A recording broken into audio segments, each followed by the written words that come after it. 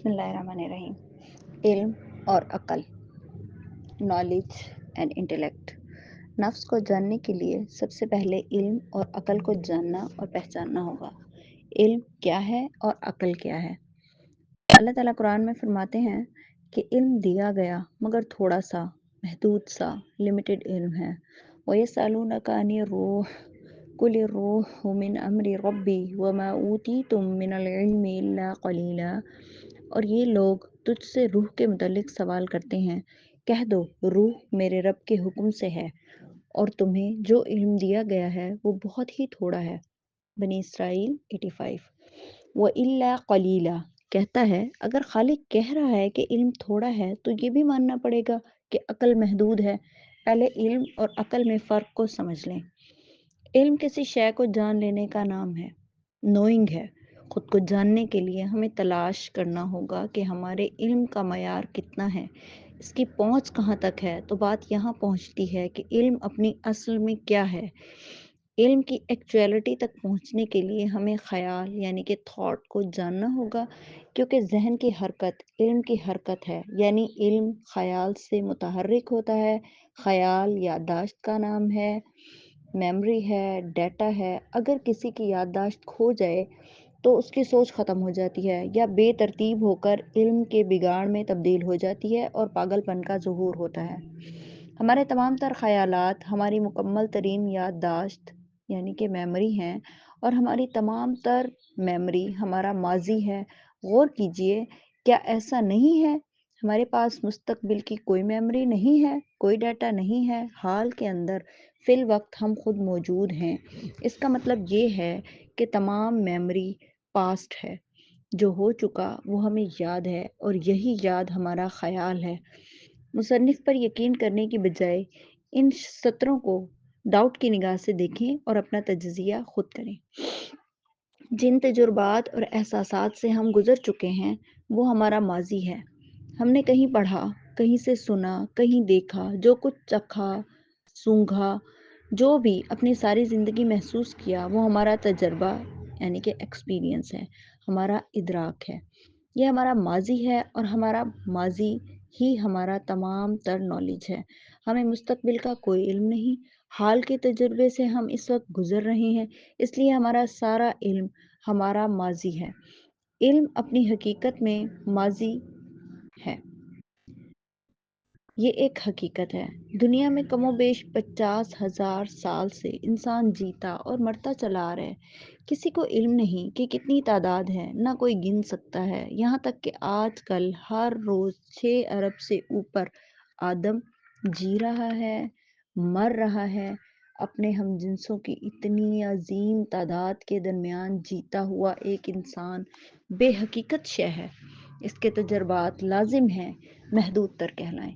چونکہ اس کی ذاتی زندگی ایک محدود دائرے میں چل رہی ہے، اس لیے اس کے پاس ماضی کی صورت میں جو معلومات موجود ہیں جسے وہ علم کہتا ہے وہ الا قلیلہ ہے، دیا گیا مگر بہت تھوڑا سا، لمیٹڈ۔ عقل، انٹلیکٹ اس علم کو استعمال کرنے کا نام ہے۔ کسی بھی صورتحال میں ہمیں جو فیصلہ کرنا ہے وہ عقل ہے، جس کی بنیاد علم ہے۔ چونکہ ہمارا علم محدود ہے، اس محدود علم کی بنیاد پر روزمرہ زندگی کے جو چھوٹے بڑے فیصلے ہم روزانہ کرتے ہیں وہ بھی انتہائی محدود حیثیت کے حامل ہوتے ہیں۔ اسے زاویہ نظر یعنی کہ پرسپیکٹو کہتے ہیں۔ ہمارا زندگی کو گزارنے کا زاویہ نظر تنگ، چھوٹا اور محدود ہوتا ہے، نیرو اور لمیٹڈ ہوتا ہے۔ اسی لیے ہم حادثاتی انسان کی طرح زندگی گزارتے ہیں، یعنی کہ ایکسیڈنٹل بینگ۔ ہمارے فیصلے کی، ہمارے عقل کی اور ہمارے علم کی کوئی بنیاد نہیں ہوتی۔ ہم اپنے تمام فیصلے اپنے ماضی کے تجربات کو مد نظر رکھتے ہوئے کر رہے ہوتے ہیں۔ ایسے محدود تر زاویہ نظر سے ہم سچ تک کیسے پہنچ سکتے ہیں؟ ہم حال یعنی کہ پریزنٹ میں بیٹھ کر اپنے پاسٹ کا انالیسس کرتے ہوئے اپنے فیوچر کے خد و خال بنانے اور اسے موڈیفائی کرنے میں مصروف ہوتے ہیں، جبکہ ہمیں تخلیق کرنے والا ہمارا مالک ہمیں کہتا ہے کوئی زیرو نہیں جانتا کہ وہ کل کیا کرے گا۔ سورۃ لقمان میں اللہ تعالیٰ نے فرمایا ان اللہ عنده علم الساعۃ وینزل الغیث وَيَعْلَمُ مَا فِي الْأَرْحَامِ وَمَا تَدْرِي نَفْسٌ مَاذَا تَكْسِبُ غَدًا وَمَا تَدْرِي نَفْسٌ بِأَيِّ أَرْضٍ تَمُوتُ إِنَّ اللَّهَ عَلِيمٌ خَبِيرٌ۔ بے شک اللہ ہی کو قیامت کی خبر ہے، اور وہی میں برساتا ہے، اور وہی جانتا ہے جو کچھ ماؤں کے پیٹوں میں ہوتا ہے، اور کوئی نہیں جانتا کہ وہ کل کیا کرے گا، اور کوئی نہیں جانتا کہ وہ کس زمین پر مرے گا۔ بے شک اللہ جاننے والا خبردار ہے۔ انسان کیوں نہیں جانتا اس راز سے؟ پردہ سورۃ البقرہ کی آیت 30 تا 33 میں اٹھایا گیا ہے کہ جب اللہ تعالیٰ نے فرمایا کہ میں زمین پر اپنا نائب انسان کو بنانے والا ہوں، تو فرشتوں نے حیرت سے کہا کہ اے رب، یہ تو خون بہانے اور فساد کرنے والا ہے۔ اللہ نے کہا جو میں جانتا ہوں وہ تم نہیں جانتے۔ پھر اللہ نے آدم کو کچھ چیزوں کے نام سکھا دیے۔ پھر ایک مدت بعد فرشتوں سے پوچھا کہ ان اشیاء کے اسماء بتاؤ۔ انہوں نے عاجزی کی کہ اللہ تو نے جو بتایا ہم وہی جانتے ہیں، اس سے زیادہ کچھ نہیں۔ پھر آدم کو حکم دیا تو اس نے نام بتا دیے۔ اگر آپ غور کریں تو پتہ چلتا ہے کہ ہمیں اشیاء کے ناموں کا علم ہے، اور ان کے اچھے برے خواص کا بھی علم ہے، لیکن ہم کسی بھی شے کی حقیقت نہیں جانتے۔ آپ کی پوری زندگی، آپ کے پورے علم میں کوئی ایک شے بھی ایسی نہیں جس کی اصل حقیقت اور ماہیت کا آپ کو علم ہو۔ ماچس کا پتہ ہے کہ اس سے آگ جلے گی، فائدے کا بھی پتہ ہے اور نقصان کا بھی، لیکن آگ بذات خود کیا ہے؟ کچھ گیسز کا مجموعہ؟ اچھا، گیس اپنی اصل میں کیا ہے؟ اس کی ایکچویلٹی کیا ہے؟ ماچس میں تیلی ہے، اس کے سرے پہ مسالہ ہے۔ تیلی لکڑی سے بنی ہے، لکڑی درخت سے آئی ہے، درخت کے پتے، شاخیں، تنا اس کی جڑ ہے، درخت بیج سے بنتا ہے، ہر شے کا بیج ہوتا ہے، لیکن یہ بیج اصل میں کیا ہے؟ جب بھی آپ کسی شے کی جڑ تک جائیں گے تو دیکھیں گے کہ کسی بھی شے کی اصل حقیقت کا ہمیں کچھ بھی زیادہ علم نہیں۔ دیا تو گیا ہے لیکن بہت تھوڑا سا، ہمارا علم محدود ہے، لمیٹڈ ہے۔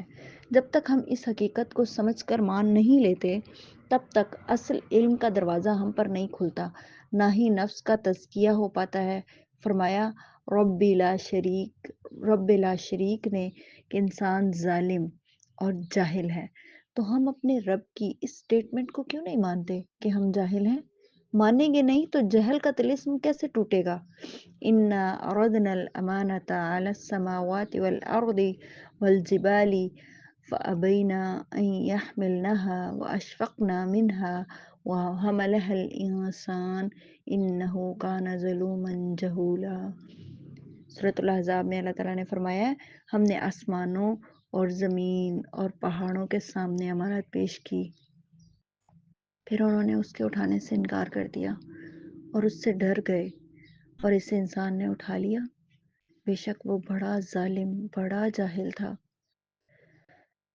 علم اور عقل کا علاوہ بھی ایک شے ہمارے پاس ہے جسے شعور کہا جاتا ہے۔ یہ ایک بڑی آنکھ، ایک وسیع تر زاویہ نظر ہے۔ ہمیں ایک لحظے میں پتہ ہے کہ ہم کون ہیں۔ اپنی ساری زندگی سے ہم ایک لمحے میں باخبر ہیں۔ اس کے لیے ہمیں کسی علم و عقل کی ضرورت نہیں ہے۔ ہم باخبر ہیں، ہم زندہ ہیں، ہمیں اپنے جسم، حواس اور علم و عقل کا شعور ہے۔ ہمیں یاد رکھنے کی ضرورت نہیں، یہی ہمارا شعور ہے۔ ایک مثال سے سمجھتے ہیں۔ آپ نے اکثر ڈائری کے شروع میں دنیا کا نقشہ دیکھا ہوگا۔ اس نقشے میں اگر آپ کوئی شہر ڈھونڈ رہے ہوں تو آپ نقشے میں گم ہوتے ہیں۔ آپ کچھ ڈھونڈ رہے ہیں، یہ علم ہے، عقل ہے۔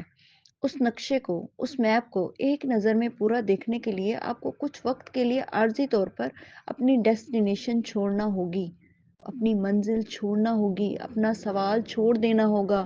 آپ کو احساس ہوگا کہ اگر آپ کچھ نہیں ڈھونڈ رہے تو آپ پورا نقشہ دیکھ سکتے ہیں۔ اب پوری دنیا ایک نظر میں آپ کے سامنے ہے، یہی شعور ہے۔ کیا انسان اس بات پر قادر نہیں کہ اپنی پوری زندگی پر ایک نظر ڈالے اور سب دیکھ لے؟ کیا آپ نے کبھی ایسا کیا ہے؟ کیا وجہ ہے کہ ہم باشعور ہونے کے باوجود بے شعوری کی زندگی کو ترجیح دیتے ہیں؟ ہمیشہ ساری زندگی چھوٹے چھوٹے مسائل کے حل میں مصروف آدمی خود کو پورے طور پر دیکھنے کو تیار نہیں ہوتا۔ کیوں؟ تمام جہانوں کا رب فرماتا ہے کہ ہم نے تمام انسانوں کو ایک ہی نفس پر پیدا کیا ہے، الاعراف، یعنی ایک ہی نفسیات، ایک ہی سائیکی پر۔